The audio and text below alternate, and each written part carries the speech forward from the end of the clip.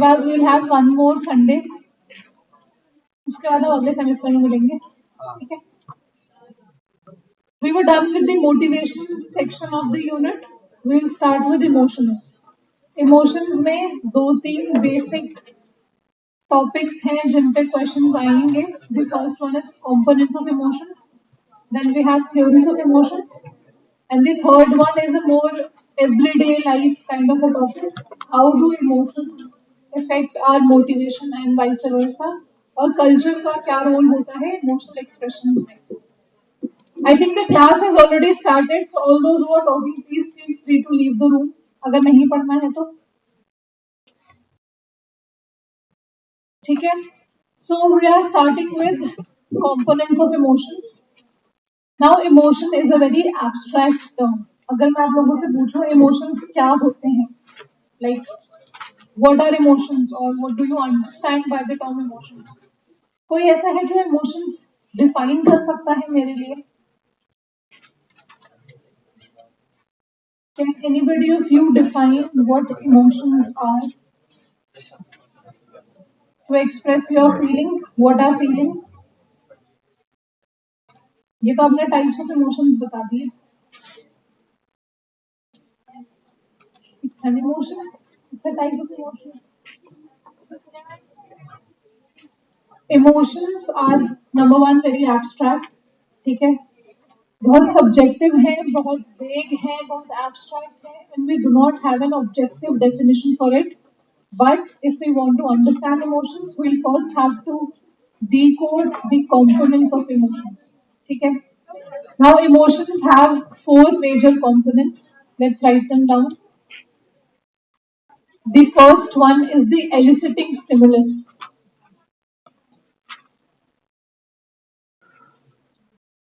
First one is the eliciting stimulus. Eliciting stimulus यानी कि वो फैक्टर, वो फिनोमेना या वो सिचुएशन जो आपके इमोशंस को, आपके अराउजल को ट्रिगर करती है. These could be individuals, these could be visual images, these could be social media, कुछ भी हो सकता है. Any factor or any situation that triggers some kind of psychological or physical arousal, that is an eliciting stimulus. ठीक है. इसका दूसरा component है physiological responses. Before physiological write down cognitive arousal और कॉग्निटिव अप्रेजल.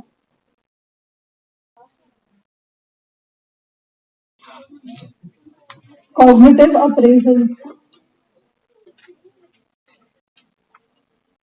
कॉग्निशन टर्म से I think we all are quite familiar now. क्या होता है कॉग्निशन? Mental processes. किस लिए यूज करते हो आप इस चीज को? When you want to understand basically. ठीक है. जब आपको कोई सिचुएशन समझनी है. Now you have an eliciting stimulus.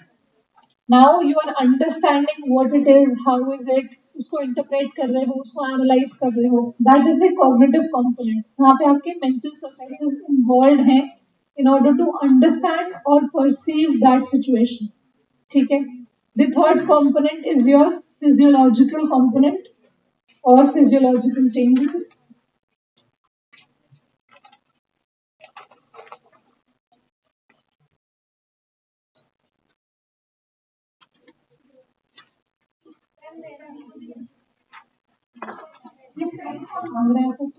तुम लोग क्लास में फिजियोलॉजिकल चेंजेस यानी आपकी बॉडीली प्रोसेसेस कैसे चेंज हो रहे हैं. If you see any wild animal, ठीक है, एग्जाम्पल से समझते हैं. That wild animal is the eliciting stimulus. अब आप उसको कॉग्निटिवली समझ रहे हो कि probably this is dangerous, this is harmful और this is a threatening situation for me. आपने उसको इंटरप्रेट किया, एनालाइज किया. अब आपकी बॉडी में किस टाइप के चेंजेस होंगे? सर्वाइवल इंस्टिंक्ट्स एक्टिवेट हो जाएंगी. What else? Goosebumps, neutral term use करेंगे. Blood pressure high, heightened alertness, body में क्या चेंजेस आने हैं? अलर्टनेस तो साइकोलॉजिकल हो, हार्ट बीट बढ़ जाती है, व्हाट एल्स?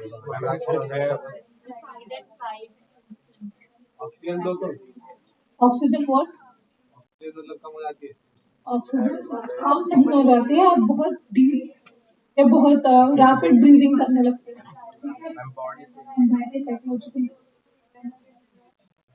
ठीक है, इसको हम एड्रेनलिन रश भी बोल सकते हैं, मसल टाइटनिंग, हार्ट बीट बढ़ जाना, स्वेटिंग होना, प्यूपिल्स डायलेट हो जाना, हाँ किसी में हाँ shaking of your hands and feet, ये सब आपके फिजियोलॉजिकल चेंजेस हैं जो उस सिचुएशन को कॉम्प्रिहेंड करने के बाद आपकी बॉडी में हो रहे हैं.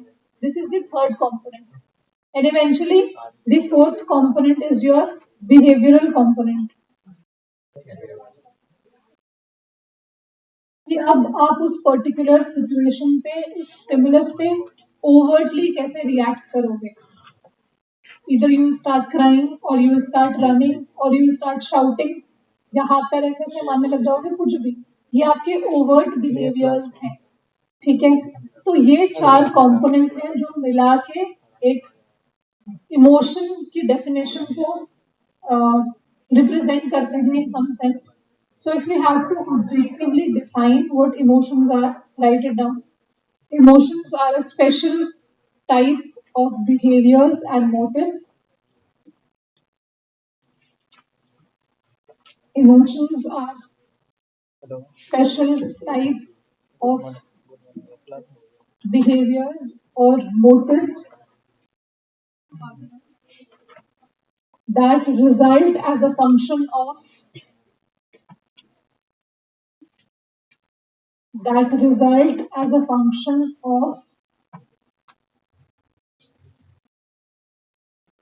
the above mentioned 4 components.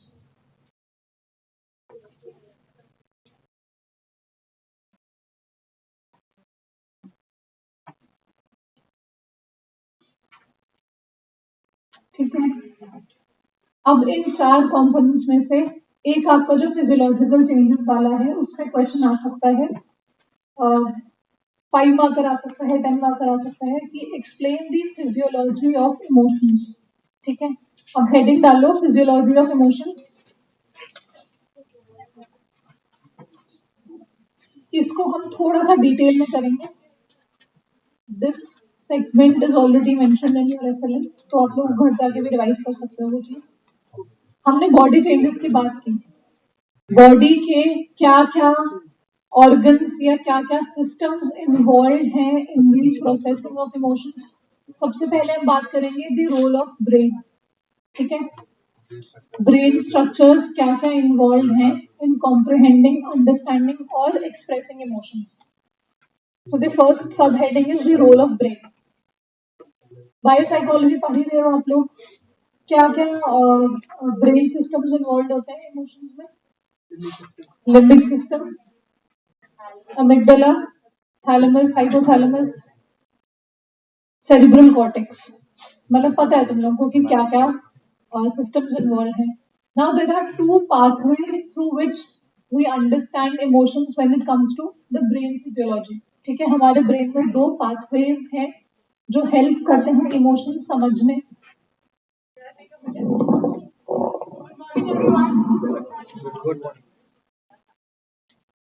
Good morning. तो आप लोगों को पता चला है कि आपके ये डेट खत्म होने वाले हैं, पेपर क्लासेस वगैरह के. Some basic instructions for you before you proceed with your class. You will soon be getting a message of internal assessment on your registered mobile numbers and your mail, right? Do not check Delhi University on your mail. Do not check internal assessment. Check Pragyan. ठीक है, PRAGYAN, Pragyan. That is a portal जहां पर आपका internal assessment online होने वाला है. ठीक है, अब आपको आपके रजिस्टर्ड मोबाइल नंबर पे एक मैसेज आएगा, ये प्रज्ञान का लिंक है, ये आपकी आईडी है, ये आपका पासवर्ड. ठीक, आते ही सबसे पहले आप अपने उस वन टाइम पासवर्ड को चेंज करेंगे. ठीक, चेंज करने के बाद आप मॉक टेस्ट देंगे. ठीक, मॉक टेस्ट देने के बाद आपके पास लिस्ट आ जाएगी, आपको इन पेपर्स के आइए देने. right? Now, whenever you feel you are mentally prepared to attempt those IAS, you will be giving your IAS, right? इसकी सारी इंफॉर्मेशन कैसे देनी है? आपकी DU सोल ऑफिशियल आईडी के ऊपर एक प्रॉपर सारी आपकी टीम ने एक वीडियो बनाई है जिसको आप चेक करके देख सकते हैं, right? Let's suppose you are doing your IAS and there is an error, किसी भी कारणवश इंटरनेट व्हाटएवर इट इज कोई दिक्कत आती है, take a screenshot, mail it on the IA committee, the IA queries mail ID, right? Now when you do so, have some patience for them to revert back. वो करेंगे आपको revert, इसलिए जितनी जल्दी हो सके अपना IA दो प्रिपेयर करके, ताकि आप कोई इशू आए कोई एरर आए वो इजीली रिजॉल्व भी हो जाए। पैनिक नहीं करना है किसी भी केस में, ठीक है? आपकी इंटरनल असेसमेंट की आपको एक विंडो मिलती है कि आपने इस टाइम से इस टाइम तक कभी भी करना है। प्रैक्टिकल आपकी एक डेट शीट मिलती है, ये सब कहाँ मिलेगा? आपकी वेबसाइट के ऊपर सारी इंफॉर्मेशन। मैंने एक लिंक भेजा था माइक्रोसॉफ्ट टीम्स पे, राइट? उस पे अभी कंप्यूटर साइंस का दिखा रहा है, उस पे जल्दी आपकी साइकोलॉजी की भी डेट शीट आ जाएगी। साइकोलॉजी का जो प्रैक्टिकल है आपका, जो 2 पेपर्स का प्रैक्टिकल है कॉग्निटिव एंड साइकोलॉजी का, वो एक स्टिपुलेटेड टाइम में एक दिन पे है, उसके लिए विंडो नहीं है, क्योंकि प्रैक्टिकल है ना, प्रैक्टिकल के मार्क्स आपको शो भी नहीं होते, तो ये मत बोलना कि हम इसके मार्क्स नहीं दिख रहे हैं, इसको तो दिख रहे हैं। प्रैक्टिकल के मार्क्स कभी भी नहीं दिखाए जाते, ठीक है? और प्रैक्टिकल आपका 1 टाइम अटेम्प्ट करना है, आपने कहीं भी जगह बैठ, राइट? कभी भी अगर आपको कोई दिक्कत है आप हमारे पास आ सकते हैं, लड़कियां आ सकती है ओपन लर्निंग डेवलपमेंट सेंटर में, लड़के आ सकते हैं SOL में, ये क्वेरीज को ICT टीम के साथ रिजॉल्व करवाने। कोई भी इशू है, always keep a screenshot with you handy, right?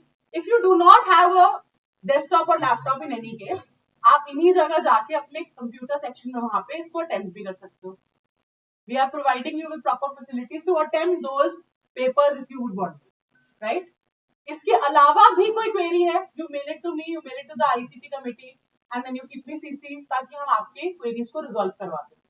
लेकिन थोड़ा पेशेंस रखें, इसलिए जितनी जल्दी आप अटेम्प्ट करोगे उतना बेटर आपके लिए रहेगा और हमारे लिए भी रहेगा, right? You think that we are dealing with 1 person, but we are dealing with 4.5 lakhs, तो उसी के अकॉर्डिंग हम चलेंगे। इसके अलावा आपके रिविजन क्लासेस शुरू हो जाएंगी from 9th of December, right? It's 1 day 5 hour class, यानी कि एक दिन 5 घंटे में एक पूरा टॉपिक, सब्जेक्ट, तो एक दिन पूरा बायोसाइकोलॉजी, फिर किसी और दिन इंट्रोडक्शन टू साइकोलॉजी, फिर किसी और दिन कॉग्निटिव साइकोलॉजी, राइट? आपके जी वगैरह के कौन से होंगे ये आपको वेबसाइट पे पता चलेगा, मैं आपको साइकोलॉजी की इंफॉर्मेशन दे सकती हूँ, ठीक है? आपकी मेरे according 9th, 20th and 27th, ये 3 डेट्स हैं जब आपके पेपर्स रिवीजन क्लासेस होंगी, एंड ये रिवीजन क्लासेस आपको वेबसाइट पे सारा टाइम टेबल मिलेगा, तो वहां चेक करना, ठीक है? किसी भी इशू रिलेटेड अगर आप नहीं है माइक्रोसॉफ्ट टीम्स पे, तो प्लीज SOL जाके अपने आप को टीम्स पे ऐड करवाए। मैं अपनी तरफ से मंडे एक बार दोबारा रीचेक करवा दूंगी कि सारे बच्चे ऐड हो, ठीक है? क्योंकि माइक्रोसॉफ्ट आईडी अलग है जो आपको उस पर ऐड करेगी, वो आपके रोल नंबर के बाद आपको आईडी मिलती है, और आपके मैसेज पे जरूर आई होगी अगर आपने अपना मोबाइल नंबर अपडेट करवाया है तो, ठीक है? So make sure you done all these processes before. कोई भी इशू है मेल इट टू अस, कोई भी दिक्कत है you can come to SOL and have a word with us and be patient, ठीक है? कोई दिक्कत परेशानी हो you can talk to any of us and that will be resolved. All the best. Thank you, ma'am.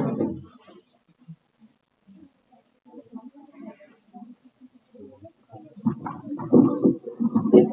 So we were discussing brain pathways involved in emotions. ठीक है भाई, 5 minute बात कर लेना ये, ठीक है?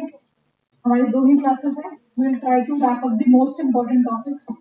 So there are 2 pathways in the brain which are responsible for the emotions, understanding and expression. पहला पाथवे है जब आप बायोसाइकोलॉजी प्लीज रिवाइज कर लेना, बिकॉज बहुत सारे हम बायो के टर्म्स यूज करेंगे। As soon as you see something, you hear something, or you feel something, as in your touch related sensory stimulations, ये सारी sensory stimulations न्यूरल इम्पल्सेस के फॉर्म में ट्रैवल करती हैं आपके ब्रेन तक। आई एम अज्यूमिंग कि न्यूरल इम्पल्सेस क्या है, न्यूरल कनेक्शंस क्या है, आप लोगों ने पढ़ा होगा, आप लोगों को पता होगा, नहीं पढ़ा है तो प्लीज पढ़ लेना। So the very first initial experience of any situation is on your sense organs. आपके सेंस ऑर्गन से वो इंफॉर्मेशन ट्रैवल करती है आपके ब्रेन में। पहला पाथवे ये बोलता है कि वो इंफॉर्मेशन डायरेक्टली आपके एमिगडाला पे जाएगी, which is a part of your brain. Now amygdala is responsible for survival related emotions and behaviours. अगर कोई थ्रेटनिंग सिचुएशन है, आपके पास इतना टाइम नहीं है कि आप उसको एनालाइज करो, तो वो इंफॉर्मेशन आपने देखी through your sense organs, you saw it, and then directly amygdala activate हो जाएगा, जो आपको या तो भागने के लिए बोलेगा या you will try to fight it. Most probably you will try to run away from it. ठीक है, ये आपका पहला पाथवे है. Your sense organs, your sensory stimulations directly move towards the amygdala, then you feel some sort of emotion, जैसे यहाँ पे fear. दूसरा पाथवे ये बोलता है कि पहले वो इंफॉर्मेशन जाएगी आपके सेरिब्रल कॉर्टेक्स में. नाउ सेरिब्रल कॉर्टेक्स इज, नाम सुना है सबने cerebral cortex. It is basically the master system of your entire brain. आप जो भी डिसीजंस लेते हो, जो भी चीजें सॉल्व करते हो, एनी हायर ऑर्डर थिंकिंग, वो सब कुछ आपका cerebral cortex, frontal cortex deal करता है. ठीक है. नाउ दिस पाथवे स्टेट्स कि सारी सेंसरी स्टिमुलेशंस पहले सेरिब्रल कॉर्टेक्स पे जाएंगी. That means you will try to understand what it is. Then these stimulations will move from the cerebral cortex to the amygdala. वहां पे जाएगा. Then you will feel some sort of emotions. अब ये again थोड़ा सा complex pathway है. जब survival की बात करते हैं तो हमारे पास इतना टाइम नहीं है कि उस चीज को समझें. इसीलिए हमारा जो पहला पाथवे है that is mostly followed by the evolutionary psychologist, जो एवोल्यूशन में बिलीव करते थे कि भाई एक प्रेडेटर है, एक प्रे है, कोई डेंजरस सिचुएशन है, भागना है. That is it. Now we have very complex emotions also, जैसे disgust है, anticipation है. What is anticipation? You are waiting for something to happen, right? Now anticipation in itself is a mixture of joy, surprise and some sense of fear, कि पता नहीं क्या हो सकता है, but at the same time excitement भी है. तो जैसे जैसे हमारे emotions complex होते गए, हमारे brain के pathways redevelop होते जाएंगे. इसीलिए जो हमारे second pathway है, it's a bit more complicated and we'll be able to better understand complex emotions from the second pathway. ठीक है. तो ये आपके दो pathways हैं involving some structures of your brain, जो आप लोगों ने भी खुद मुझे बताया कि हिप्पोकैम्पस है, थैलेमस है, हाइपोथैलेमस है, एमिगडाला है, ये सब चीजें इन्वॉल्व होती हैं दोनों pathways में. ठीक है. This was the first subheading of physiology of emotions. Then we have the role of autonomic nervous system.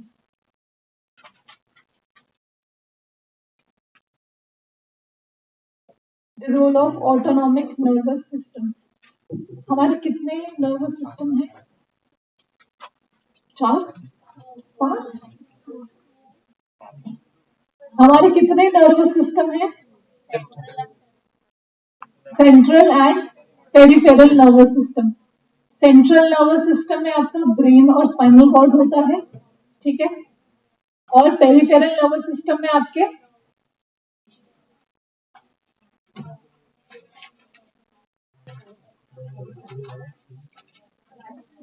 Autonomic and somatic nervous system is a part of your peripheral. अब autonomic nervous system में भी आपके दो divisions हैं. कौन से? Sympathetic and parasympathetic nervous system. इन दोनों में से, अच्छा, इन दोनों के क्या फंक्शंस होते हैं? सिंपैथेटिक नर्वस सिस्टम क्या करता है? फाइट या फ्लाइट के लिए प्रिपेयर करता है. इमरजेंसी में वर्क करता है. Fight and flight response activate करता है. सो ऑटोनॉमिक नर्वस सिस्टम कैसे इमोशनल रेगुलेशन में या इमोशनल अंडरस्टैंडिंग में हेल्प कर रहा है? First let's try to understand this sympathetic nervous system. कोई सिचुएशन हुई, कोई इमरजेंसी सिचुएशन हुई, ठीक है, आपकी बॉडी कैसे रिएक्ट करेगी? अभी हमने थोड़ी देर डिस्कस किया कैसे रिएक्ट करेगी. ब्लड प्रेशर बढ़ जाएगा, हार्ट बीट बढ़ जाएगी, स्वेटिंग होने स्टार्ट हो जाएगा.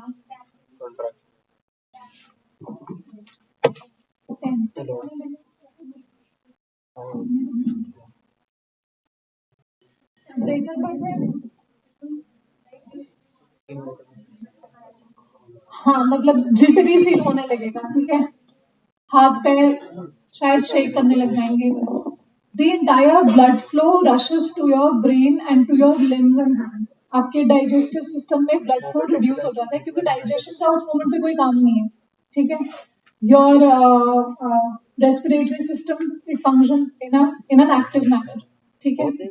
तो ये सारे जो changes हैं जो आपकी body में आ रहे हैं due to some situation, some threatening situation or some emergency situation, ये डील करता है आपका sympathetic nervous system.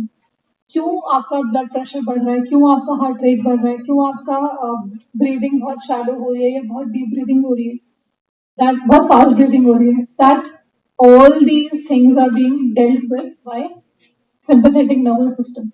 वो सिचुएशन हुई, आपकी बॉडी जाएगी फाइट और फ्लाइट रिस्पॉन्स में. इधर you will try to fight that situation जिसके लिए आपको अगेन एनर्जी चाहिए होगी, ठीक है, और you will run away from that situation जिसके लिए again energy चाहिए होगी. तो sympathetic nervous system deal कर रहा है इन सब चीजों के साथ. Now that situation has long passed. Now your body will go into a relaxed mode. ठीक है, आपका breathing वापस normal हो जाएगा, BP वापस normal हो जाएगा, आपके कुछ hormones हैं जो बहुत heightened way में release हो रहे थे वो balance में आ जाएंगे. ये सारे relaxation process deal करता है आपका parasympathetic nervous system. That is why sympathetic nervous system is also called the fight or flight activation, and parasympathetic को हम relaxing या relaxation nervous system भी बोलते हैं, ठीक है, क्योंकि आपकी बॉडी को वापस baseline functions या baseline levels of blood glucose, blood pressure इन सब पर वापस लेके आते हैं, ठीक है. ये है आपका role of autonomic nervous system जिसको डिटेल में आप लोगों ने बायोसाइकोलॉजी में किया है. Then we have the third sub point is the role of hormones.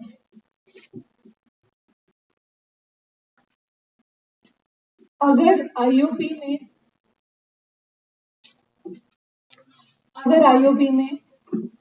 Physiology of emotions पूछी जा रही है तो कुछ टर्म्स हैं, कुछ हॉर्मोन्स जो आपको याद रखने हैं for this particular paper. Biopsychology में तो कंप्लीटली एक यूनिट है आपका, एक पूरा सेगमेंट है जहाँ पे आपको सारे हॉर्मोन्स, न्यूरोट्रांसमीटर्स पढ़ने ही पड़ेंगे. बट आईओपी के लिए specifically there are 2 or 3 hormones which you need to remember. क्या है ये हॉर्मोन्स, कुछ आइडिया है? What are the hormones involved in the expression और in the comprehension of emotions? Serotonin. कैसे पूछ रही मैं, कैसे क्या होता है जब सेरोटोनिन बढ़ेगा या कम होगा? So there is a hypothesis which says कि if the serotonin levels are low, depression के chances हो सकते हैं, but it's a hypothesis. We have seen patients जहाँ पे serotonin normal था but still depression था, ठीक है. तो ये थोड़ा सा डिबेट वाला एक controversial hypothesis है. सेरोटोनिन छोड़ के और क्या हार्मोन्स हैं? Cortisol, testosterone. हाँ, टेस्टोस्टेरोन टेस्टोस्टेरोन कैसे? एग्रेशन के लिए. एग्रेशन के लिए. एग्रेशन के लिए तो आपके और भी बहुत टाइप के हार्मोन्स हैं, डोपामिन भी है, बट चलो ठीक है, टेस्टोस्टेरोन लिख सकते हैं. Adrenaline, what else? Mono means basically aldosterone. Aldosterone कैसे? मतलब किस चीज में, किस टाइप ऑफ इमोशन में ये रोल प्ले करता है? पहले इसको लिख लो. The first one is cortisol. The straight up answer to this question is cortisol is a stress hormone. आपको जब भी किसी भी टाइप का नेगेटिव एक्सपीरियंस होगा, नेगेटिव इमोशन फील होगा, आपका कॉर्टिसोल लेवल बढ़ेगा, ठीक है. Now in the short term the increase in cortisol levels are related to your survival. ठीक है, कोई स्ट्रेसफुल सिचुएशन आई, कॉर्टिसोल लेवल बढ़ा, आपकी बॉडी ने एक्ट किया उस सिचुएशन पे. बट अगर कॉन्स्टेंटली ही आपके कॉर्टिसोल लेवल्स बढ़े हुए आ रहे हैं, it can lead to multiple lifestyle dysfunctions और डिसऑर्डर्स, जैसे कोलेस्ट्रॉल ज्यादा होना, ठीक है, हार्ट रिलेटेड प्रॉब्लम्स होना, हार्ट की rhythm is not appropriate, your diabetes, your blood pressure related issues. ये सारी प्रॉब्लम्स को हम लाइफस्टाइल डिसऑर्डर्स क्यों बोलते हैं? बिकॉज इसके अंडरलाइन एक ऐसा हार्मोन इन्वॉल्व है जो आपकी साइकोलॉजी और फिजियोलॉजी को इक्वली इम्पैक्ट कर रहा है, which is cortisol. So higher the levels of cortisol in your blood for a long period of time, you can fall prey to all these lifestyle dysfunctions. So cortisol आपका stress hormone है. Then you have dopamine. Dopamine is the reward hormone or the pleasure hormone, जिसको हम dopamine hit बोलते हैं, ठीक है, या kick मिलना जिसको बोलते हैं. That is because of dopamine. If you are indulging in certain adventurous activities या आपने कुछ काम किया, आपको उस पर अचीवमेंट मिली, that releases dopamine in your blood stream, ठीक है. देन आपका testosterone is involved in your aggression. You have oxytocin, which is also called as love hormone. ठीक है, if you want to build a relationship, चाहे आपको किसी के साथ friendship build करनी है, किसी के साथ bond करना है, oxytocin plays a very major role. So ये आपके कुछ hormones हैं which are involved in the, which are responsible for the physiological changes with respect to the comprehension and expression of emotions. ठीक है, समझ आया? वापस वो 4 कंपोनेंट्स पे जाओ, क्या क्या लिखा थे? एलिसिटिंग स्टिमुलस, कॉग्निटिव अप्रेजल्स या cognitive understanding, physiological changes and behavioural component. अब बिहेवियरल कंपोनेंट से हमारा सिंपली मतलब ये है कि हमारे ओवर्ट एक्शंस क्या हैं, ठीक है. सेम सिचुएशन पे दो लोगों के अलग अलग बिहेवियरल रिएक्शंस हो सकते हैं, right. If I pick up anybody from you, दो लोगों को मैं उठाऊं और बोलूं कि आपको प्रेजेंटेशन देनी है स्कूल्स ऑफ थॉट पे, ठीक है, या फ्रॉइड के ऊपर आपको प्रेजेंटेशन देनी है. One person might be very excited, तो उसका बिहेवियरल कंपोनेंट विल बी बहुत भाग आएगा, स्पीच पे बोलेगा, बहुत एक्साइटेड होगा, फेशियल एक्सप्रेशंस बहुत अलग होंगे, ठीक है, वो एक्साइटमेंट उसकी बॉडी में दिखेगी. On the other hand, if the other person appraises it in a manner कि यार मेरे से नहीं हो पाएगा या सब लोग मुझे जज करेंगे, उसका कॉग्निटिव अप्रेजल वैसा फंक्शन कर रहा है, तो उसके बिहेवियरल या बॉडी रिस्पॉन्सेज भी बहुत अलग होंगे. उसके बैठने का तरीका बहुत डिफरेंट होगा, ठीक है. प्रॉब्ली वो स्लो डाउन करेगा या स्वेटिंग बहुत ज्यादा होगी, पैर हिलाता रहेगा through out the entire lecture, whatever, ठीक है. तो सेम सिचुएशन पे दो लोग अलग टाइप से बिहेवियरली रिस्पॉन्ड कर सकते हैं. Now behavioural component is a very subjective understanding, ठीक है. मैं कैसे रिस्पॉन्ड कर रही हूँ, आप कैसे रिस्पॉन्ड कर रहे हो, वो कैसे रिस्पॉन्ड करेगा, तीनों लोग अलग तरीके से बिहेवियर शो करेंगे सेम सिचुएशन पे. But there are some cultural norms, there are some social rules और social norms which dictate your behaviours. और ये सिर्फ इमोशनल पर्सपेक्टिव से नहीं है, इन जनरल ऑल्सो कुछ नॉर्म्स हैं, कुछ रूल्स हैं जो हम लोग फॉलो करते हैं, ठीक है. जैसे क्लास में चुपचाप बैठे रहने का एक नॉर्म है, ट्रैफिक रूल्स फॉलो करने का एक नॉर्म है, वो तो खैर हमने लेजिस्लेटिव पावर से जोड़ दिया है. But there are certain social rules that you follow. इसी को अगर हम इमोशनल पर्सपेक्टिव से समझें या इमोशंस के पर्सपेक्टिव से समझें, what are the very common social norms that you encounter in your daily life. कुछ ऐसे कल्चरल रूल्स हैं जो आप लोगों ने फेस किए होंगे when it comes to emotions. सोचो और जवाब दो.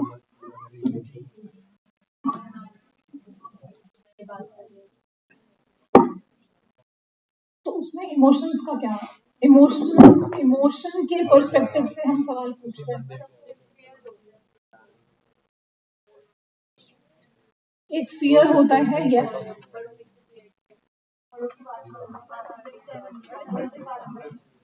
इमोशन का क्या रोल?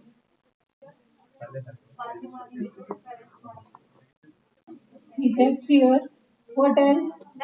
फेस्टिवल मनाना, जैसे बहुत से लोग इंडिया के बाहर रहते हैं, अब दिवाली थी तो उन्होंने फिर भी मनाई बिकॉज उनका इमोशन जुड़ा था उस फेस्टिवल से. कल्चरल रूल क्या है, वो तो मनाते ही हो, मतलब वो रूल थोड़ी है. मैम किसी मंदिर के आगे से निकलना, प्रे करना, इमोशंस के पर्सपेक्टिव से मैं एक एग्जांपल देती हूँ, ठीक है. This question is specifically to the male students of the class. पहले सारे लड़के एक बार हाथ उठाओ अपना, ताकि मैं तुम लोग को पीछे तक देख सकूं.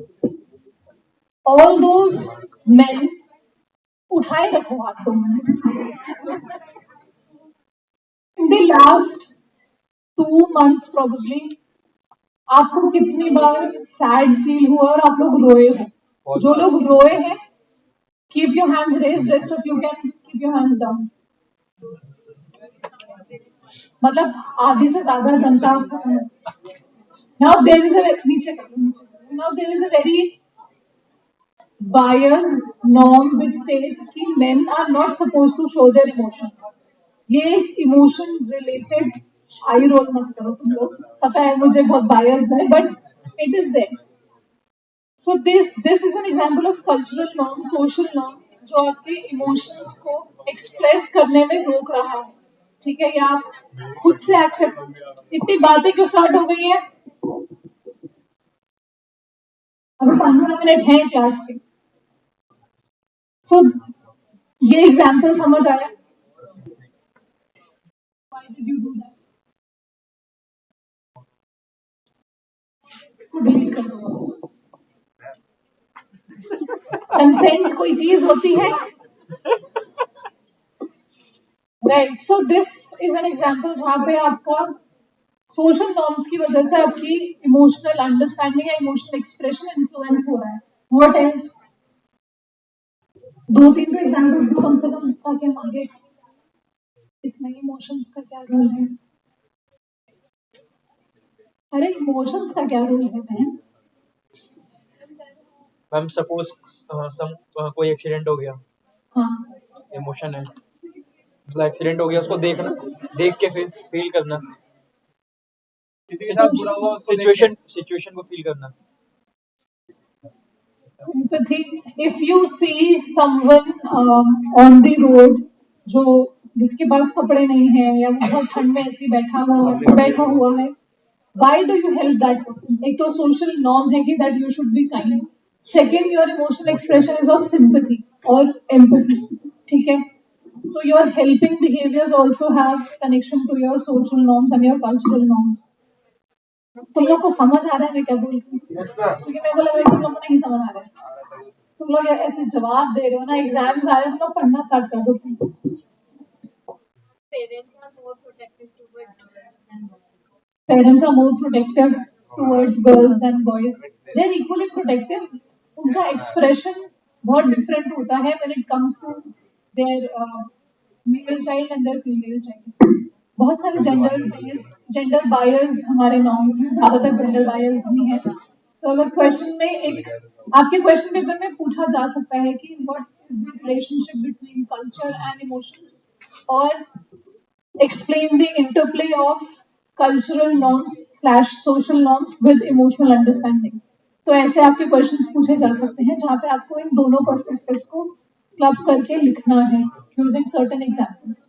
ठीक है, हाँ अभी तो बताया, इतनी देर से नहीं तो बता रहे। ठीक है, आगे बढ़े। Let's move towards theories of emotions. 3 या 4 मेजर थ्योरीज हैं, हम एक थ्योरी आज डिस्कस करेंगे, बाकी 2-3 थ्योरीज हम नेक्स्ट क्लास में करेंगे along with some doubts that you may have because next class will be the last lecture for the semester. ठीक है, अगली क्लास 8 दिसंबर लास्ट है। यस, कोई ऐसा है जिसकी ये पहली क्लास है? क्यों क्यों एडमिशन लेट हुआ है तो आए क्यों नहीं रहते? स्कूल ऑफ ओपन लर्निंग का मतलब ये नहीं है कि तुम लोग घर पे बैठ के पढ़ लो, एक ही क्लास होती है उसमें तो आओ कम से कम। हम लोग संडे अपना वो करके तुम्हारे पढ़ाने आ रहे हैं। Anyway, so we'll start with theories of emotions. The first one is James Lange theory. James, James Lange, Lange, James Lange theory.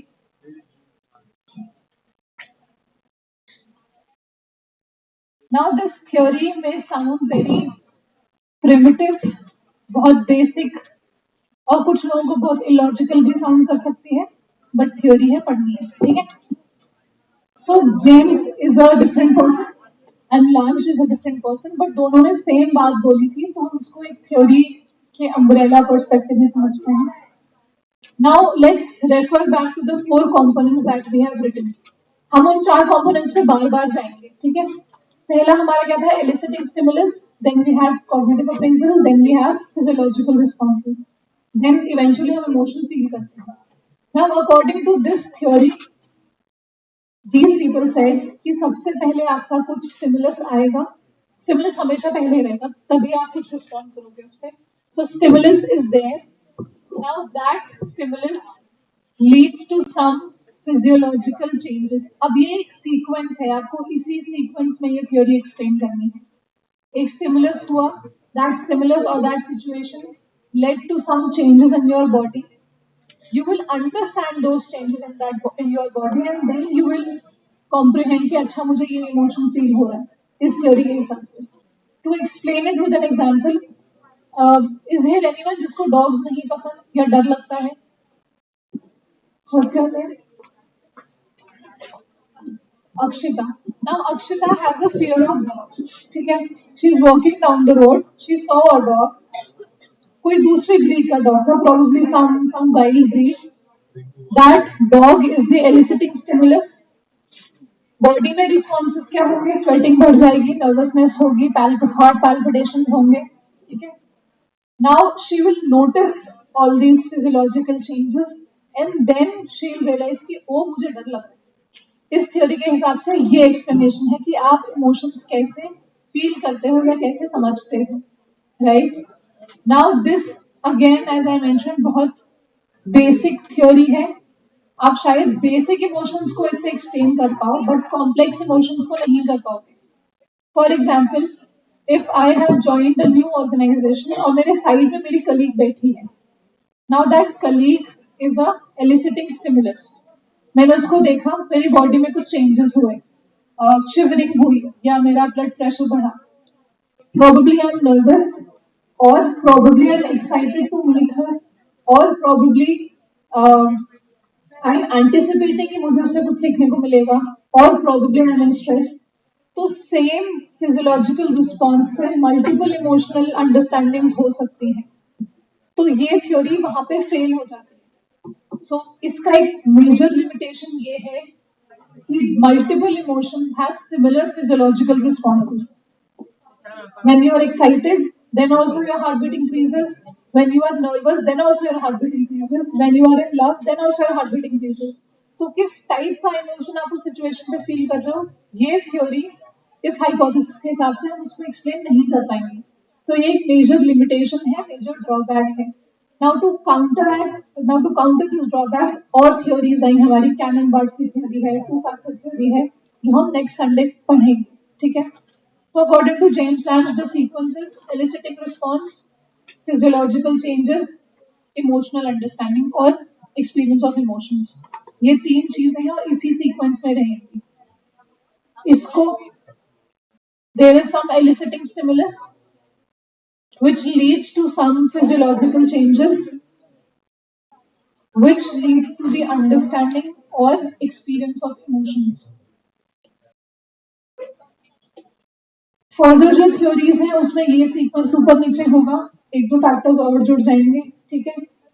बहुत कंफ्यूजन हो सकती है बिकॉज सब में हम ऑलमोस्ट सिमिलर बात कर रहे हैं, बस 19-20 का फर्क है, सीक्वेंस का फर्क है। इसीलिए ये थ्योरीज आप लोग एक फ्लो चार्ट, एक फ्लो डायग्राम के सेंस में बना के समझो तो ज्यादा बेटर होगा, ठीक है। For the next lecture we will do 2 or 3 more theories of emotions. इसके अलावा एक होमवर्क है, आपका एक टॉपिक है